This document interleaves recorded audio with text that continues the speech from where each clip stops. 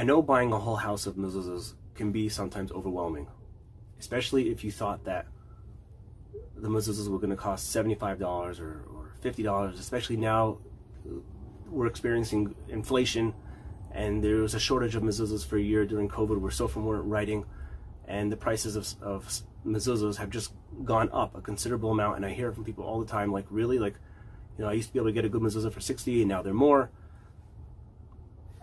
I understand that it could be overwhelming to buy a whole house of mezuzahs, of a great and amazing quality mezuzah. But so one thing I'll tell people is, you don't have to, just because you can't afford a whole house of beautiful, Mehudar Mezuzahs, doesn't mean you shouldn't buy some Mehudar Mezuzahs. The other thing I'll tell you is, the last thing that you will regret, I don't think anybody on their deathbed kvetches and says, oh, I spent too much money on my mezuzahs. That was something I should not have done. There's nothing better to spend the money on. Of course, if you could afford it, if you have the money, there's nothing more important, there's nothing better than you could spend your money on than having beautiful Mehudar Mezuzahs. A Mehudar Mezuzah is, it's a mitzvah which you fulfill every moment that the mezuzah is on the door.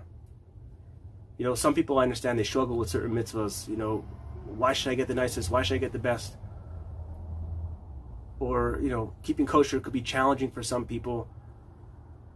Buying a nice esrog for others could be challenging for different reasons. After a week, it's just a regular fruit. I can't do the mitzvah for it anymore.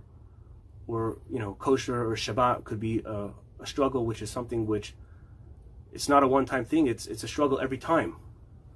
But some people don't have that struggle, and they're fortunate. But what I'm trying to tell you is, the mezuzah is something you buy it once. You buy it one time in your life, hopefully. You buy those beautiful Mehudar, the good mezuzahs. You know that there's no problems in any of the letters. You know that it has all the details. You put it on the mezuzah. You put the mezuzah on the doorpost, and the mezuzah is done. You make that bracha. You put it on the doorpost. You don't have to think about it again. It's not a struggle every day. Obviously, when we go in and out the mezuzah, the door, we touch it, we give it a kiss. But it's not something which is a constant struggle. It's not something which, after a week, it has no purpose anymore, so to speak. It's this mezuzah, you buy a nice mezuzah, it'll last you your entire life. And I'll tell you something else. I've had it happen more than once. People who bought mezuzahs when they moved into a house, and they didn't spend, they bought more basic mezuzahs. And then, unfortunately, in their life, some calamity or misfortune happened.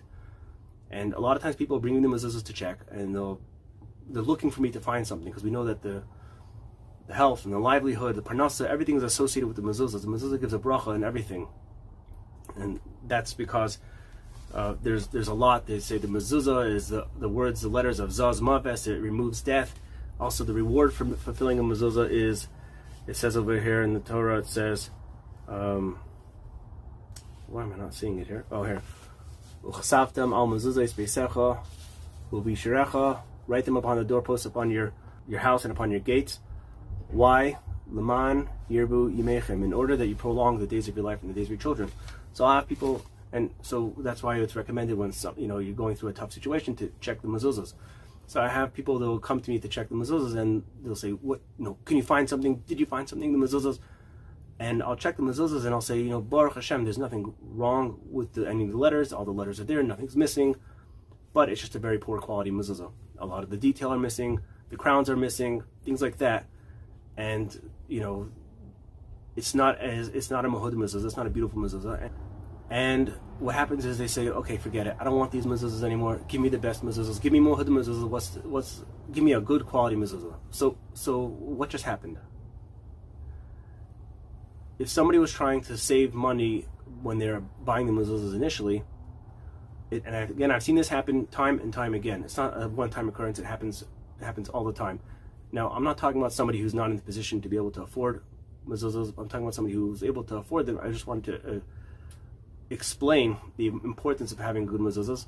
And what ends up happening is, instead of buying proper mezuzahs once, you end up having to pay for mezuzahs twice. And then you don't have to be a rocket scientist to understand that it ended up costing you more money if you would have just bought the proper mezuzahs in the first place. So now, I'm not going to say that if they would have the better mezuzahs, something bad wouldn't happen in their life. I'm not God. I don't run the world. All I know is that when things happen in our lives, we have to check all the checks, and we have to make sure everything is in balance. And everything in life, every mitzvah is a piece of the puzzle. Some people, their Yeshua, their help will come through the mitzvah of mezuzah. Some people it'll come through tzedakah. Some people will come through keeping Shabbos. Some people will come through hachnasas archim, or honoring their parents. Every person has a connection to what's their mission and where their help will come from. And it's, sometimes I've had stories where fixing mezuzahs didn't help the situation. But the point is that it doesn't take away the fact that it's important to have good kosher quality mezuzahs. And it's something that everybody wants to have and should want to have in your home.